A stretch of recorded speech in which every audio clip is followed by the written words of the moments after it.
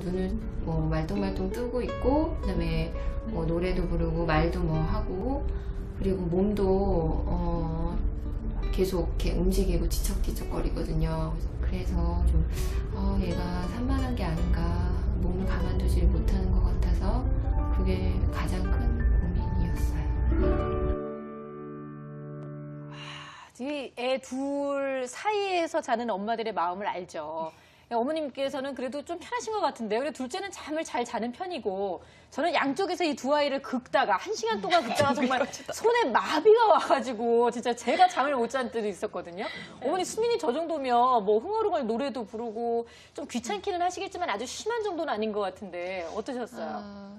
전날 촬영 오신 날 사실 낮잠을 적게 잤어요. 조금 동생이 깨워가지고 아주 네. 조금 잤거든요. 그래서 좀 피곤한 상태였거든요. 그래서 또 카메라도 의식해서 그런지 네. 심하게 이렇게 뭐 뒤척거리거나 이런 거 없이 그냥 잤던 것 같아요. 그래요. 꼭 그런 애들이 또 있어요. 이렇게 카메라를 딱 보고 알아서 그날은 또 이렇게 싹 피해가는 아이들이 있는데 또 어머님의 그 목소리를 저희가 또 대변을 해드려야 될 것 같아서 수민이의 실체를 보여드릴 수 있는 또 다른 화면을 또 준비를 해봤습니다.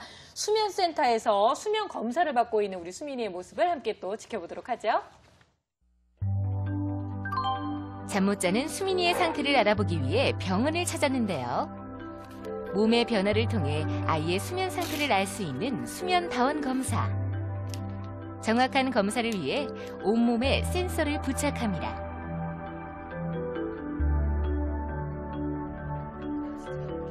수면 다운 검사를 받기 위한 방. 불을 끄고 잘 준비를 하는데요. 다른 방에선 밤새 수민이의 수면 상태를 기록합니다. 평소와 다른 낯선 환경에서 수민이는 잘 잘 수 있을까요? 역시나 쉽게 잠을 이루지 못하고 뒤척거리는데요. 그런 수민이가 안쓰러운 엄마는 어르고 달래보지만 더욱 심하게 몸부림치는 수민이. 결국 울음까지 터뜨리고 맙니다. 자다 깨다를 반복하다 어느덧 새벽 5시를 훌쩍 넘겨버렸는데요. 잠버릇이 고약한 수민이 어떤 문제가 있는 걸까요? 어머니 밤새 너무 고생하셨겠어요. 네. 일단 집에서보다는 훨씬 더 이제 예민한 모습을 많이 보였는데요. 선생님, 결과는 어떻게 나왔나요? 우선 그 수민이 그 수면 검사 결과는 아주 이렇게 심각한 그런 수준은 아니고요. 네. 이렇게 좀 잠드는데 어려움이 있다 이런 애들 볼 때 우리가 실제 검사해 보면 볼 수 있는 정도 소견인데 네. 우선 잠드는데 시간이 오래 걸리는 건 맞고 네. 또 수면 구조를 보면 이제 꿈꾸는 수면, 렘 수면이 조금 부족하게 나오는 뭐 이런 패턴입니다. 그래서 어머니께서 이제 말씀하시는 내용이 상당 부분 또 뭐 검사에도 나타난 걸로 보입니다. 네. 선생님 말씀 중에 렘 수면이 숙미도 부족하다라고 말씀하셨는데 사실 그런 말 많이 듣거든요. 렘 수면이 중요하다. 근데 사실 렘 수면이라는 게 도대체 뭔지 정확히 좀 몰라요. 네, 말씀해 주세요. 예. 그래서 우리가 그 수면 주기에 대한 그림이 있는데요. 네. 보면은 잠들고 나서 이제 좀 시간이 지나면 나타나는 게 렘 수면이고 거기 파랗게 표시되어 있는 부분이 렘 수면입니다. 네. 그래서 렘 수면이라는 게 이제 Rapid Eye 네. Movement의 약자 REM을 이제 우리가 렘이라고 부르고 네. 그때 이제 이 수면 단계에서는 그 눈동자의 빠른 움직임이 나타나는 걸로 돼 있고 꿈을 경험을 하고 이때 이제 우리 뇌의 어떤 피로가 풀린다 혹은 뇌의 어떤 발달이 일어난다 이렇게 이제 알고 있습니다. 근데 아이들이 숙면을 못 취하면 우리 수민이 어머님도 아까 인터뷰 중에 잠깐 얘기를 하셨지만 자면서 키도 큰다는데 참 걱정이에요. 진짜 아무래도 잠이라는 것은 아이들의 키하고 바로 연결이 된다고들 많이 생각을 하시기 때문에 걱정을 하시는데요.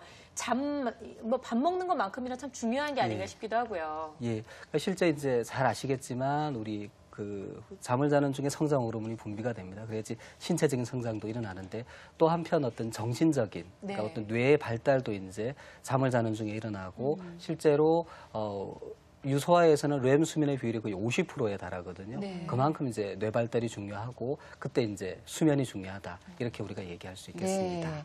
그러면 그 잠잘 때 그러면 그런 상태 성장 호르몬도 많이 분비가 되는 거겠네요, 선생님? 예, 그래서 이제 보통 우리 그런 얘기 많이 하잖아요. 10시에 재워야 된다. 예, 예. 그래서 그렇죠. 한 번은 제가 또 그런 질문을 받은 적이 있어요. 꼭 10시에 재워야 되냐? 1시에 예. 재우면 성장 호르몬 안 나오냐? 네네. 예, 그런 얘기를 하는데 뭐 일정 부분 맞는 얘기기도 하고 틀리는 얘기기도 한데 보통 잠들고 나서 한 2~3시간 지나면 서파 수면, 깊은 수면이 이제 나오고 그때 성장 호르몬 분비가 집중됩니다. 네. 그러니까 이제 사실 새벽 2시에 재워도 새벽 4시에 성장 호르몬이 나오겠죠. 그래요? 예, 아, 그런데 그런 또 한편 우리 몸의 호르몬이 성장 호르몬만 있는 게 아니에요. 다른 갑상선 호르몬이나 뭐 코티졸이나 이런 호르몬이랑 성장 호르몬이 만나야지 성장이 더 잘 일어납니다.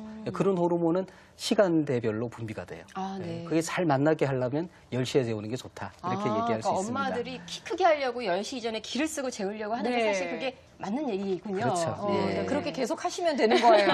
근데 잠들기도 너무나 힘들고 잠이 들어서도 이제 자꾸 뒤척이는 수민이 때문에 어머니께서 고민이신데 선생님께서 예. 심한 정도는 아닙니다라고 하지만 그래도 뭔가 개선점은 좀 필요한 것 같아요. 일단 예. 원인은 뭘까요, 선생님? 예, 우선 좀 일반적인 말씀을 드리면, 그러니까 보통 잠을 잘 못 잔다 그럴 때는 우선 의학적으로는 수면 질환이 있는지를 봐야 됩니다. 네. 흔한 게 이제 왜 코를 고는 애들 있죠. 네. 예, 코를 골다가 이렇게 숨을 조금 멈추기도 하고 무호흡증 그렇습니다. 같은, 무호흡증이 네. 있죠. 예, 그런 경우에는 이제 잘 찾아서 필요하면 이제 우리 편도 절제술을 하기도 하고요.